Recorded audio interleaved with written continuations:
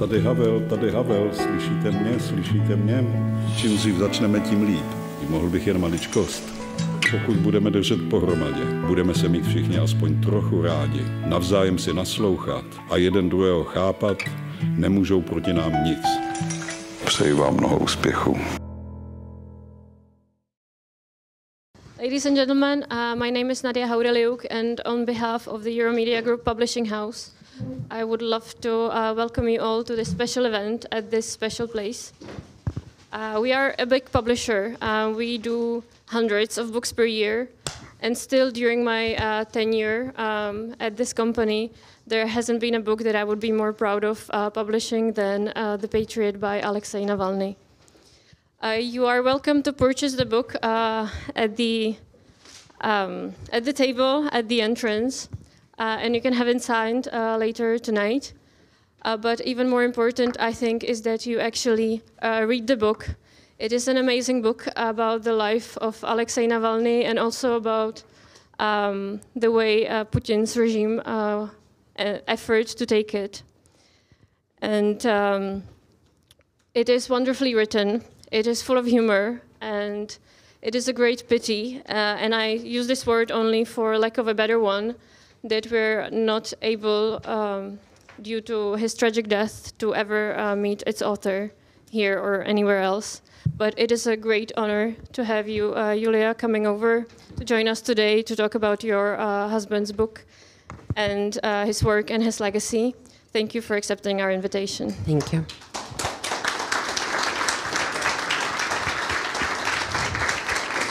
And I would like to hand over to Joachim Topol, the program director of the Václav Havel Library.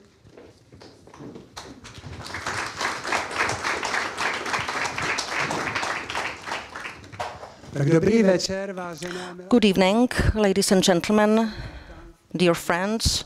Welcome to Václav Havel Library.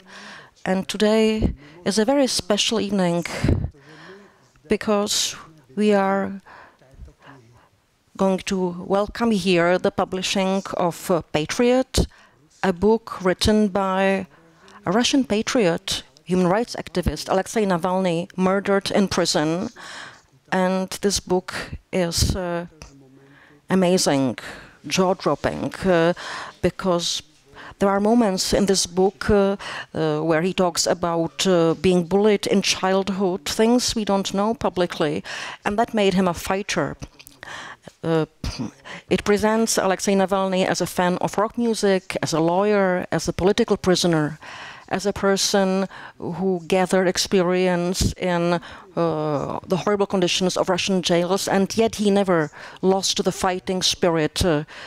His determination, his courage never failed, and he always stood up to something so huge and powerful as a totalitarian state, and he was willing to pay the ultimate price.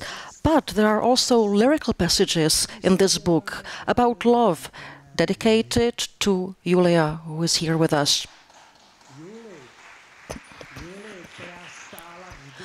His wife, who was always by his side, and who is also a fighter.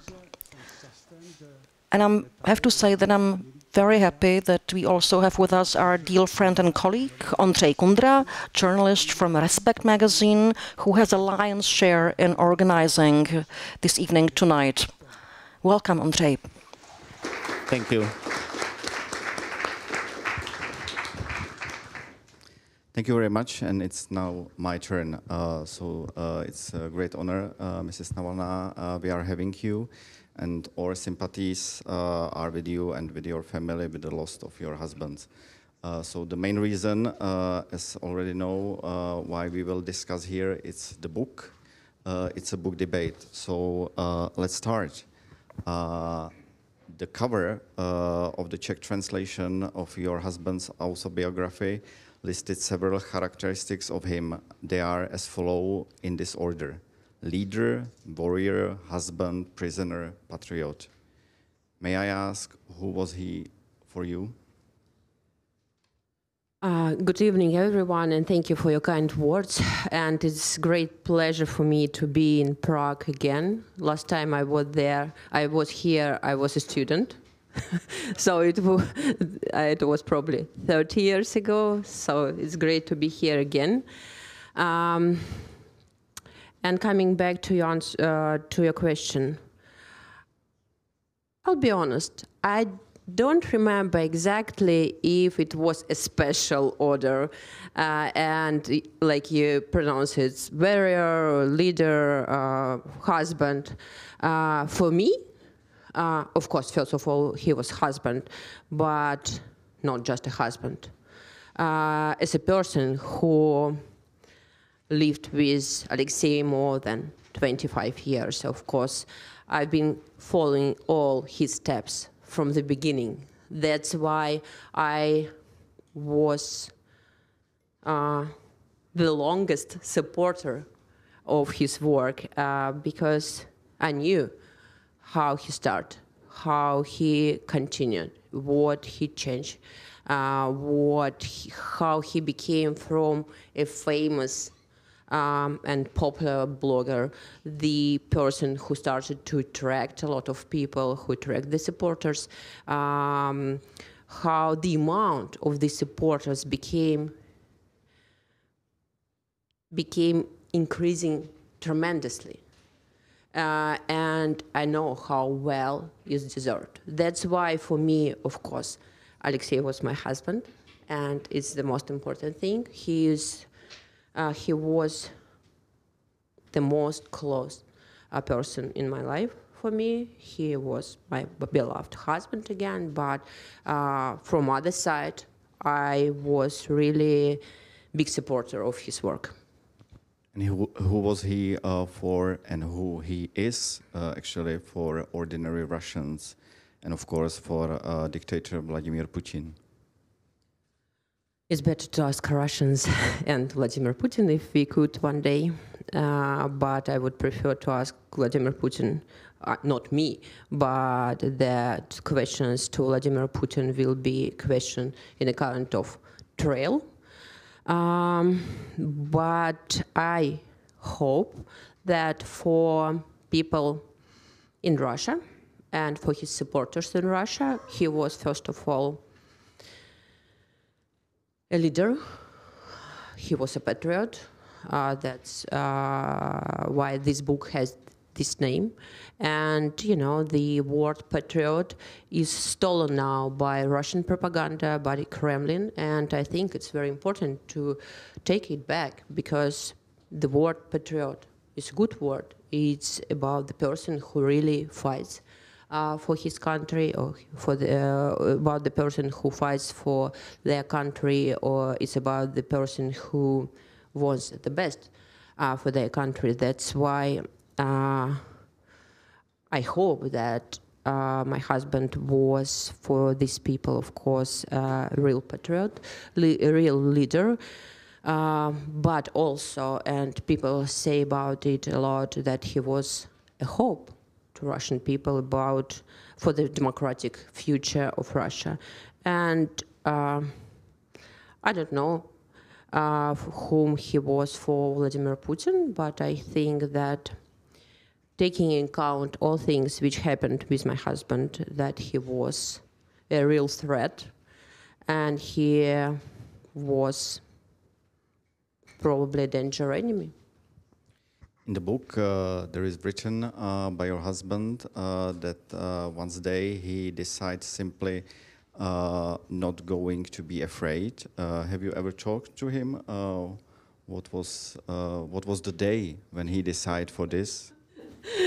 Great question. Of course, I don't remember this day, because we've been living for many years, for decades, in a kind of dangerous situation. It's very difficult to explain. I think nowadays, even to people here in Czech Republic, but especially it's difficult to explain people somewhere in Western countries like, I don't know, France, Germany, that, you know, you wake up and you understand that today somebody can come to your apartment with the search, or your husband could be imprisoned for, yes, not for years at that time, like back to 10 years ago, but for a couple of weeks, just for participating to a rally. That's why I think that there was no, I don't think there were no special talks between us, like, you know, today is Monday and I decided not to afraid any longer. Of course, it was the mutual understanding of the moment, and it was the mutual understanding on what direction we go together. And this understanding came to us many years ago. For example, the first search in our apartment was in 2011 or 12, so many years ago.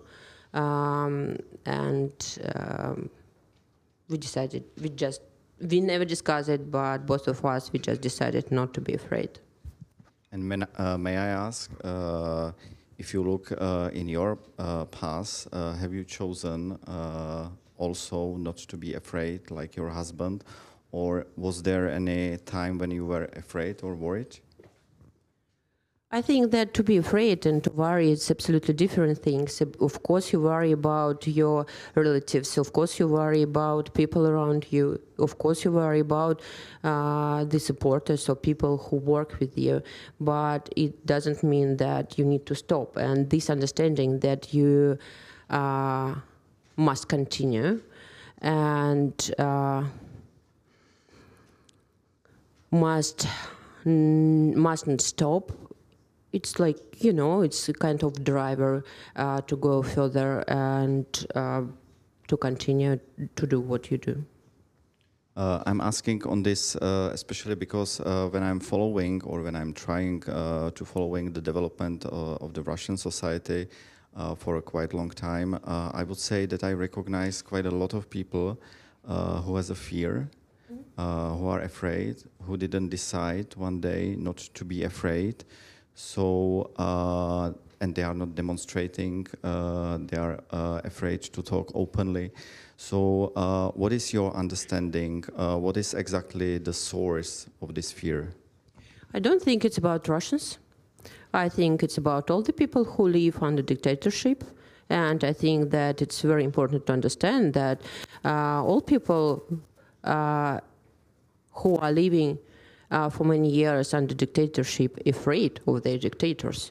And people understand, on an example of my husband, my family, many other activists, that they could happen to be in prison just for words. And it's very understandable fear, and I think that I hope it would never happen, that if one day there will be dictator in Czech Republic, people will be living in a fear and will be afraid. That's why it's very simple to the answer. And we already lived in a fear. Yes, for a and in Soviet Union it was the same, and then there were changes. And you're lucky that you were able to keep it. But it happened one day that in Russia, Vladimir Putin came to power. Last question on this. I'm asking on this because both of you, and that's part of the book, is about this. You found a recipe how not to have a fear, and many other people still don't find this recipe. So this is something what is very interesting. You're right, but not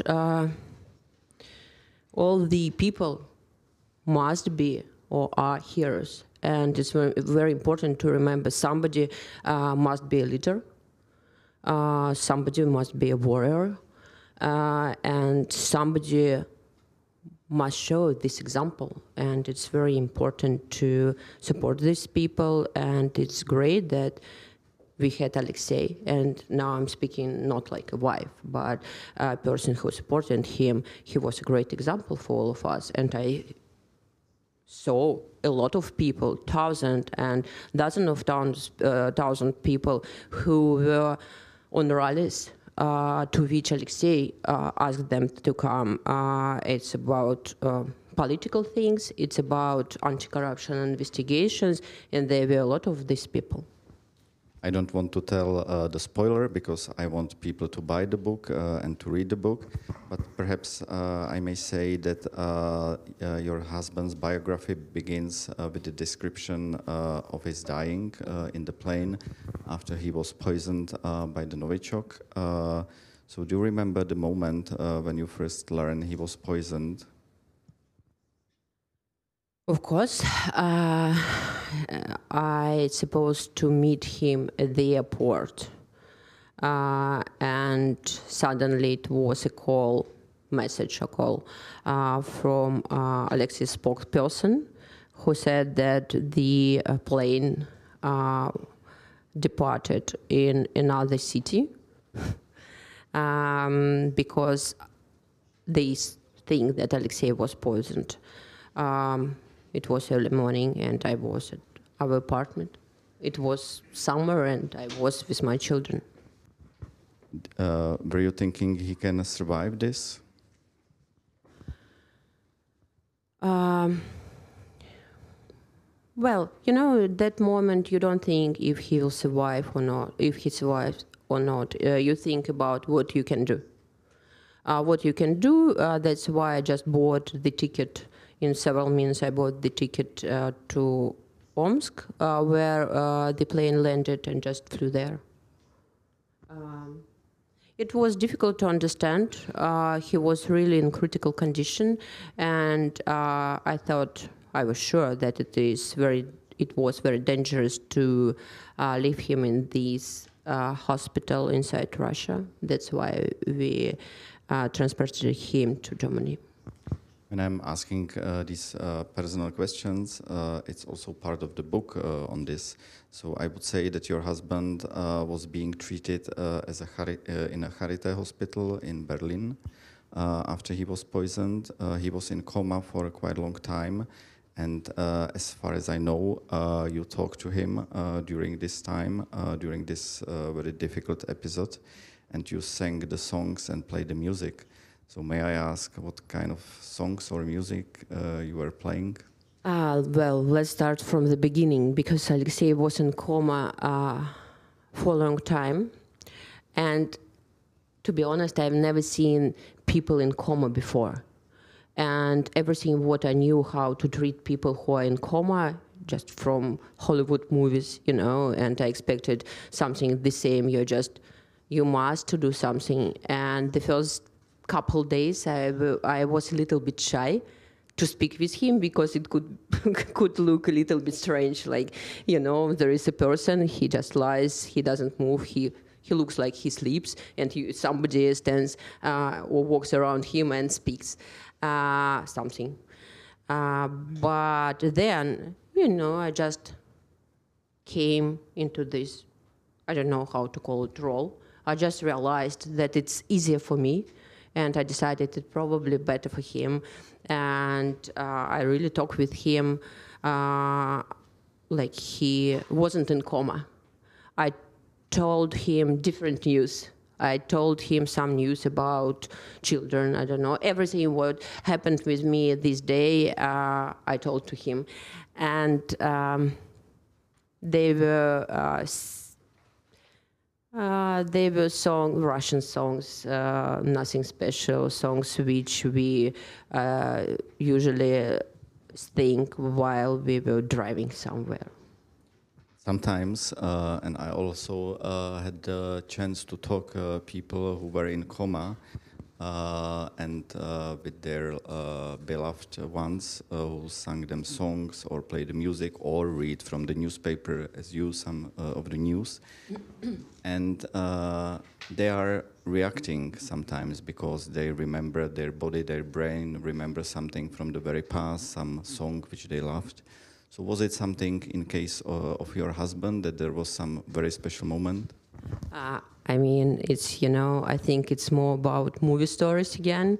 Unfortunately, the answer will be very short because, you know, he was in a deep coma. Of course, there were no any moves or signs these 2 weeks.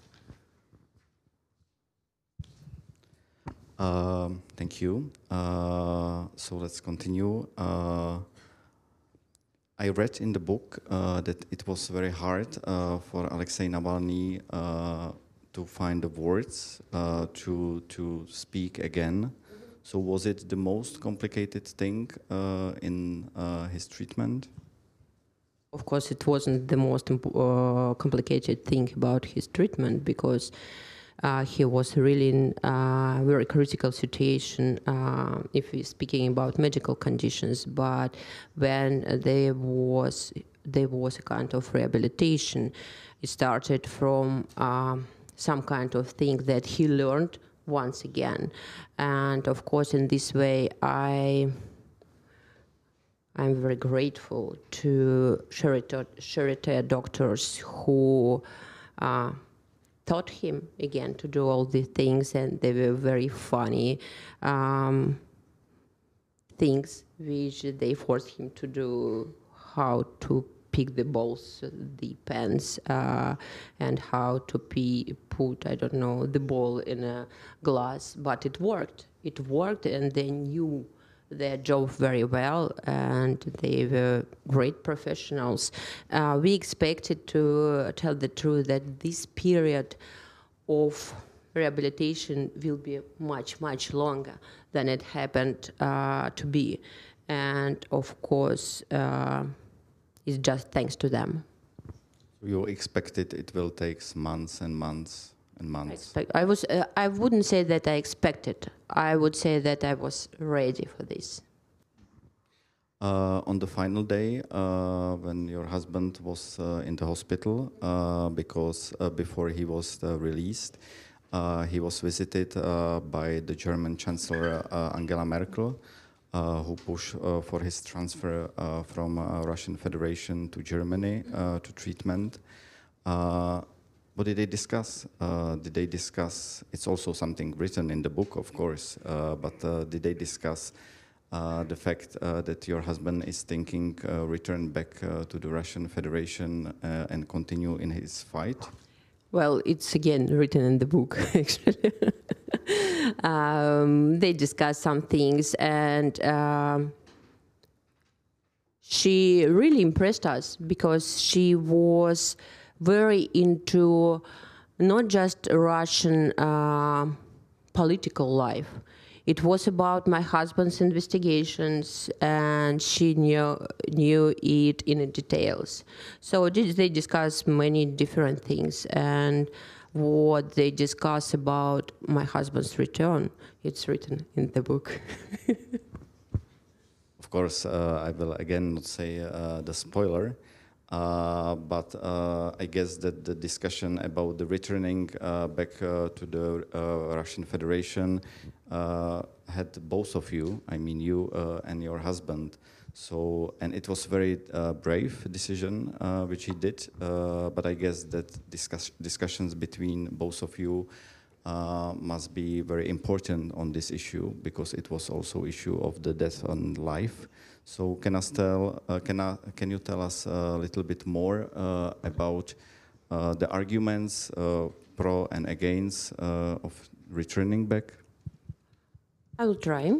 And I think that Alexei many times explained his position, but I would like to start from the beginning, that he never left Russia. We moved him to Germany because we wanted to, he would get the good medical treatment. That's why it wasn't, that he left Russia one day. He decided to live couple months or 6 months or 1 year abroad, and then he decided to come back. And it was like everybody was surprised. But he was poisoned in Russia. Everything has happened with him in Russia. And he never wanted to leave Russia. And it was obvious for me, and it was obvious for him. And I was absolutely sure in his thoughts that when he one day feel himself better, and when he'll get this rehabilitation and recover, he will go back to Russia. It was obvious, and there were no any other things. He just was in hospital in Germany, and it wasn't, you know, just spending a couple months abroad. So it wasn't the question if, but it was only the question when. Absolutely, absolutely. It was a question when, and so at that time, I was even satisfied that it took more time because I expected him to leave hospital and go back. Also, you are, as you said, he was your husband, you are mother at the same time. So you personally, you didn't have any doubts on this question? About question to come back? Yeah. It's again, he never left Russia. That's why there was no reason that I am able or somebody able to ask him to live in another country. He wanted to be with his people. He wanted to be with his supporters. He wanted to be, as we have already discussed, the example to these people, to Russians, not to be brave, not to be afraid, to be more united against this regime. And I knew that he is going to do this. Very interesting part of the book for me was the part when your husband remembers that when he returned to Russia after his recovery and he was imprisoned on fabricated charges. The prison guard, or one of the prison guards, asked him why he had to return.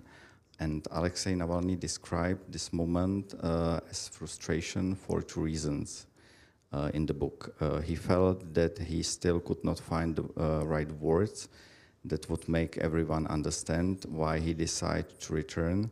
And he was also frustrated with the political condition in Russia over the past decades. And if I may quote him from the book, he is writing, "These conditions have implanted cynicism and conspiracy theories so deeply into society that people inherently distrust honest motives."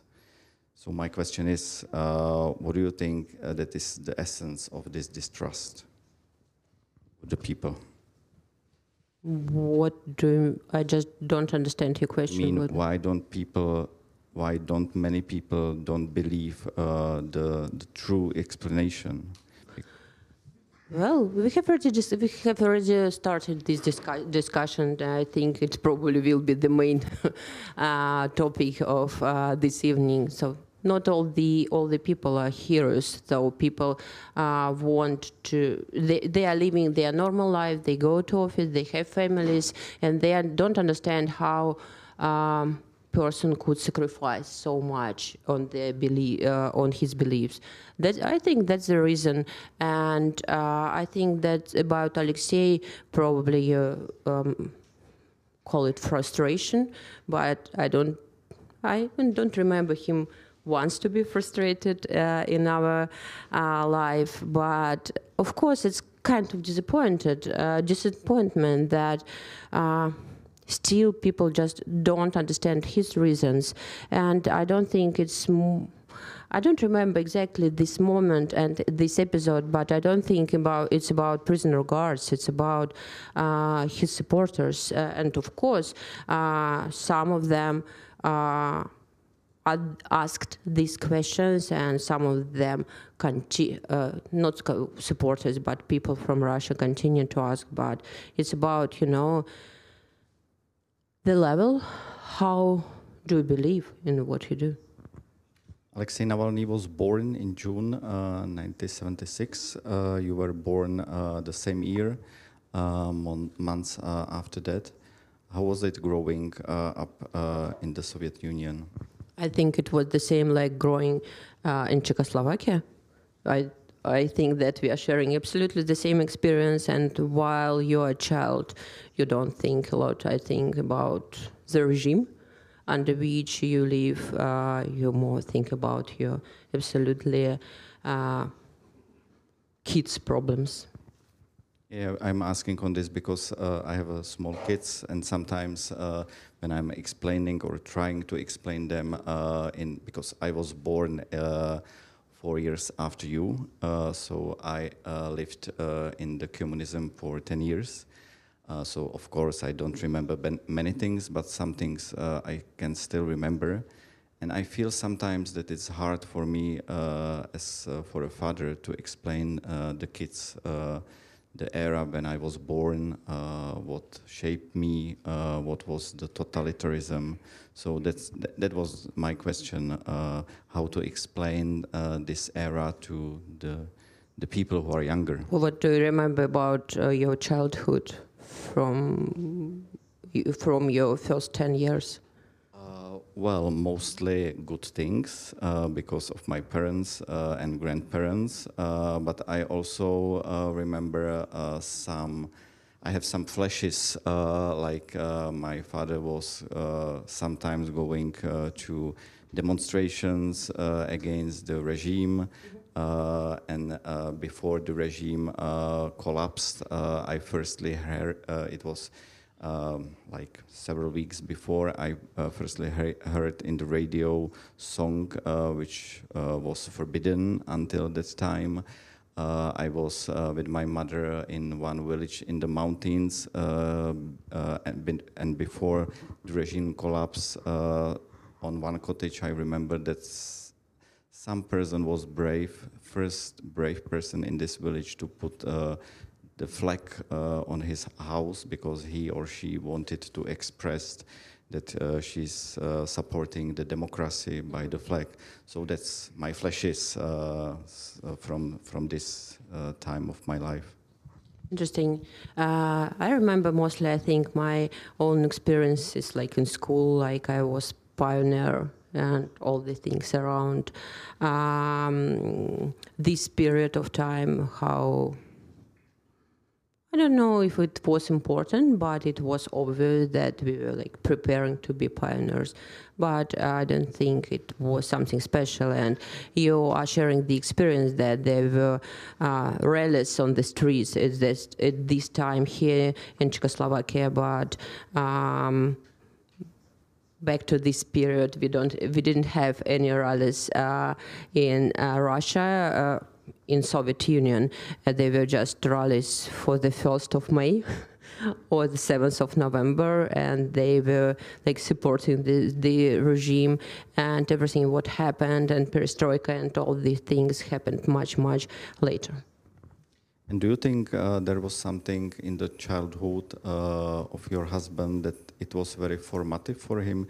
Because we know him as a person who was behaving very brave, who risked a lot, who made a lot of good things for the nation. But was there something, when perhaps you had the discussions with him, was there something in his childhood or from his teenager time which was very much formative? Which decided that he will be behaving as a strong, brave guy later on? As you say, I don't want to be a spoiler because everything is written in a book. I think about this period, and nobody would tell better than he can. But of course, it's about parents. It's about people who surrounded you. It's about that when my husband became a teenager, they were some independent programs on TV set, on TV, so probably it formated him. Your husband's key weapon against the Putin regime was to draw attention on its on the regime's corruption scandals and put this in the contrast with the reality of ordinary people who are not corrupt and who are not rich at the Putin's inner circle. How did Alexei Navalny come up with the idea of working with the topic of corruption? Because he can choose for many different topics on which No, he could not. The attention? No, he could not, because he was a lawyer, and his education, he graduated university from law school. That's why, of course, it was important for him. And he was absolutely sure all his life that corruption is a cornerstone of everything what's happening in Russia. And the huge problem is that government and all people in power in Russia are so corrupted. Everyone, like every governor, every minister, all people around. And it was probably, we could even say, the easy way to show people that we have the thing around which we could be united. And probably we have different political views, but nobody, especially ordinary right people, not people in power, likes all this, corruption. But all people are involved in this process, because sometimes it's not possible to do anything. That's why he found this way, and first of all, it was his profession. The second, he just realized that it's a great way to unite people. The second thing was that he was really good in it. He discovered very quickly how to present it, how to involve people in the process, asking them to be volunteers on these investigations. Then he started to do these video investigations about corruption, and he built the huge political YouTube channel which tells people the truth, investigating corruption, and then he started to do his program and speak about politics and so on. But it's a very good way to explain people that something is going on. And as you mentioned several times, that people are so afraid. They're so afraid to discuss very political things. But if you can touch this corruption every day, of course, anyway, everybody discuss it. And as I said, it's much easier to unite people around this problem. And would you say, if we will talk about the corruption, that from the time when he already started with the anti-corruption fighting and with the many interesting investigations, that he found it's even worse, or both of you found it's even worse than, the corruption than you expected? The level of the corruption. No, I think that from the beginning we knew that level of corruption is very high everywhere. That's why it wasn't about, at first it was low, then it rise a little bit. It's all the time was, as I told you, the main topic of Alexei's work. And we knew that it's a big problem for Russia. I'm a journalist. I'm also writing quite a lot of articles about the corruption scandals in my country. But I sometimes see it's not perhaps the best way how to show and explain the public what is the problem, because I write an article, they have to read the article, and perhaps these times it's quite a boring way how to show the problems. So you mentioned YouTube channel. Alexei Navalny and his team show the corruption scandals and the level of corruption also in a quite interesting way for the audience. So can you tell us how they find how they will make their reportage, their investigation, where they will put it on Facebook or on YouTube or whenever? I wouldn't open you all the secrets, and I don't think I'm person in charge to do this, because we have really strong investigating department. They are very good professionals and they are very well experienced, and I promise you that I will introduce you to each other, and they will give a couple lessons how not just investigate, but to do it in a very entertaining way to attract more people. Very interesting reportage or investigation, I would say, here in the Czech Republic and in the Central Europe was Vladimir Putin's luxury palace in Crimea, which costing 29 billion US dollars. So it caused much attention in Europe. What was the reaction? What palace in Crimea do you mean? Where there are many palaces in Crimea, but this was one of the hugest one, which was close to the sea. You mean in Gelendzhik? Yeah. But it's not Crimea. Oh, sorry. So that's my mistake. But I mean, one of the reportage was, or one of the investigation was about the huge palace, which was owned by most likely Putin, but it was written on his name. It was written on different guys. So sorry with the Crimea, but the question was this shock for the people when they saw it in YouTube? I don't know what it was for people, but we can see it by the amount of viewers. It's about 150 million viewers of these investigations. So it means that it attracted a lot of people, and we hope it influenced on people a lot as well.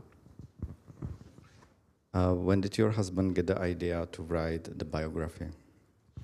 That's a good question. You know, for many years, he has been asked by many people why you don't start to write autobiography or something. Because, first of all, he was a really good writer, and he had very special style, but also a lot of things happened in his life.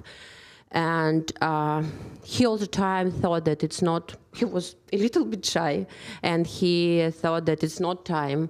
And people write their autobiography when they are retired. And I think, of course, he started to write it because after this poisoning, because he just realized that nobody knows how the life will continue. Did you also work on the biography? I help with some details. Of course, it was my responsibility to put all the pictures inside the book, to choose these pictures, to agree with all the people to whom belong these pictures, to buy some rights for these pictures. So it was my responsibility. Of course, I put a lot of attention. I answered a lot of questions on this book. And also part of the biography was written when he returned to the Russian Federation and he was imprisoned. So did the guards in the prison know that he's writing the biography? I don't know. I never spoke. I never had the possibility to speak with these guards in prison. And as you can see, the book is finishing not like, you know, couple days before his murder. It's finishing much, much earlier because it started just impossible to get anything from prison. The last chapter of the book is from January 17. It's not the chapter from the book, it's Instagram post. Which is mentioned in the book, and he criticized again corruption in this statute, and if I may quote him, there is written, members of the Communist Party of the Soviet Union have become orthodox. Owners of the golden passports and offshore accounts are militant patriots, lies and nothing but lies. It will fall apart and collapse. Putin's state is not sustainable. One day we will look at it and it will not be there. Victory is inevitable. Do you still believe this is possible?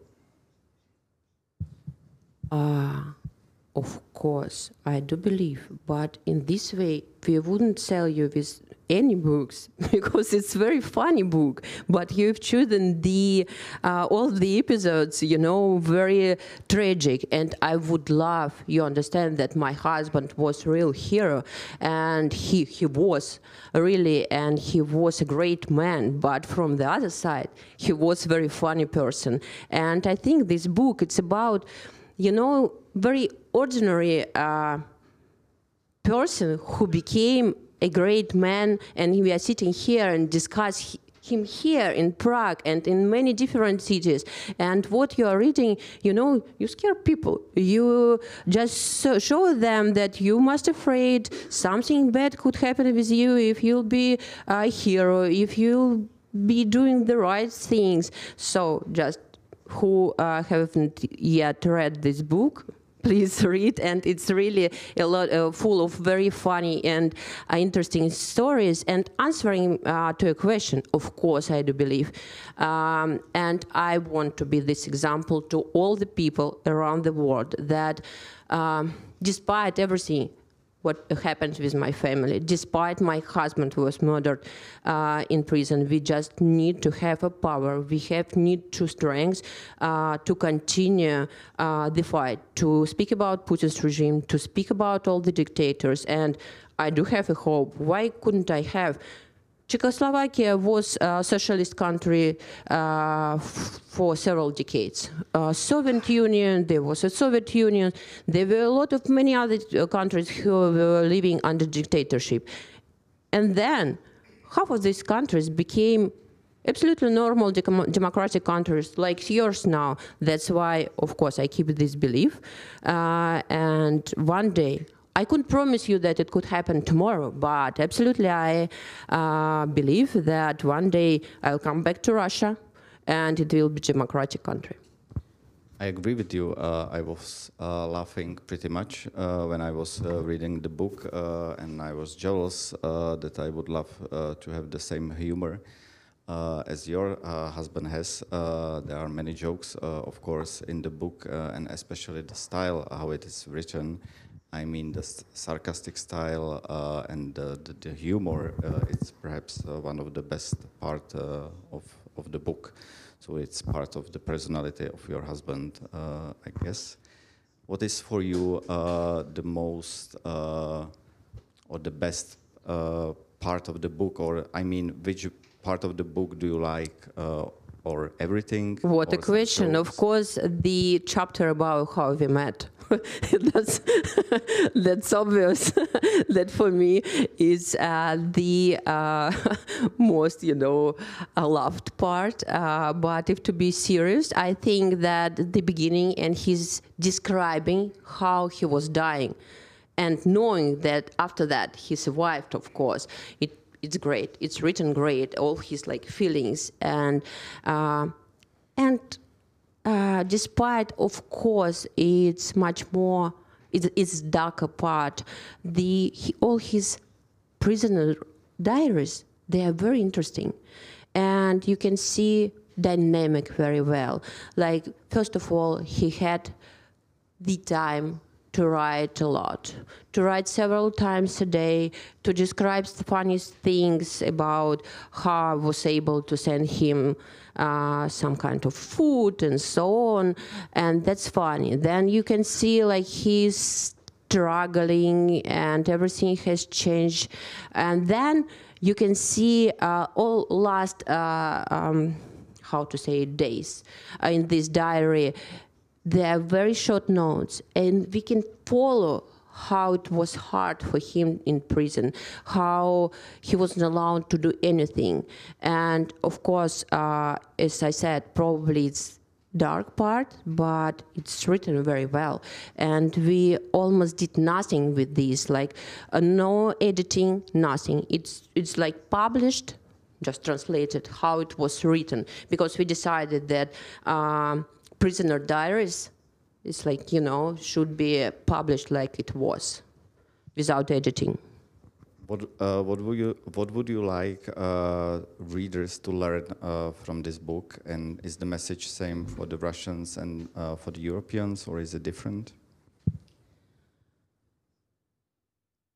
First of all, I would love people would know better my husband, how great person he was. And it's not about even leader. It's not about politician. It's about the ordinary man who became a big hope and the big example for many people. And if this message for Russians and Europeans is the same, I think this message is the same for all people all around the world, that not taking into account what a difficult path you have, if you have strengths, you must continue. And I think that Alexei is the best example in this way. And if you mention Alexei Navalny, do you think someone or like Alexei Navalny will appear? I mean, somebody who could appeal not only to liberal residents of Moscow, but also to people across Russia in the rural areas, to the young people. So do you believe that someone can continue in his work? I'm continuing his work. A lot of other Russians continue his work. There are a lot of people who are in exile, continue what we did in Russia. Our organization still exists. We were the huge political organization in Russia, and we applied probably more than 10 times to be a political party, but of course we never were able to do this. But even now, from exile, there are a lot of people around me, Alexei's allies. We continue our work. We do almost all the projects which we did inside Russia, despite all the things like we are called extremists, in a few days we will be called terrorists, and all the things, but we continue to work. We continue to bring some information to to people inside Russia, and I think those people with whom Alexei have been working for many years, and his allies, they are continuing his work. Why I think that it should be some special person who would happen one day appear in future. I think there are a lot of people who do this work right now. We are at the end of our discussion after nearly 1 hour. You mentioned, and I agree again, that the book is full of humor. If Alexei Navalny had a chance to sit here with us, what do you think he would say at the end of this debate? I think, I'm not sure about the debates, but I think that he would be very surprised to see me on the stage, first of all, and that I'm giving a lot of public talks, meeting with politicians, continuing his work. And about him, I don't know how he would finish. I think that he would just smile with his great smile, and you would become, all of you after that would become our supporters.